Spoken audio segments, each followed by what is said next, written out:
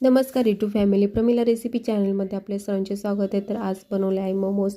तर त्यासाठी मी शिमला मिरची, गाजर, कांद्याची पात, कांदे, लसूण, अद्रक तर हे स्वच्छ धुवून घेतले आहे। मी इथं अद्रक किसून घेतला आहे, लसूण ठेचून घेतला आहे, गाजर, शिमला मिरची, कांदा सर्व कट करून घेतलेला आहे।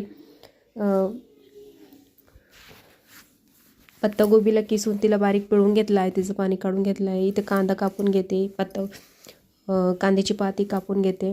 तर सर्व मी भाज्या कापून घेतलेल्या आहे। तर कढईमध्ये मी जिरं टाकून कांदा, लसूण, अद्रक, कांद्याची पात, शिमला मिरची, गाजर आणि हे किसलेली पत्तागोबी टाकून देते। नंतर हळद, लाल तिखट, सब्जी मसाला आणि सोया सॉस टाकून, हा सेंधा नमक आहे सनीज कंपनीचा, हा टाकते चवीनुसार। बघू शकता सर्व भाज्या मी मीठ टाकून चांगल्या प्रकारे हलवून घेत आहे। थोडंसं शिजल्यानंतर त्यांना उतरून घेते थंड होण्यासाठी। आणि नंतर तोपर्यंत हा मैदा घेतला आहे, त्यामध्ये सेंधा नमक आणि अजवान आणि थोडंसं तूप टाकून असं सर्व मिक्स करून घेतलेलं आहे आणि पाणीने त्याला गोळा तयार करून घेत आहे। बघू शकता अशा प्रकारे हा गोळा तयार करून घेतलेला आहे।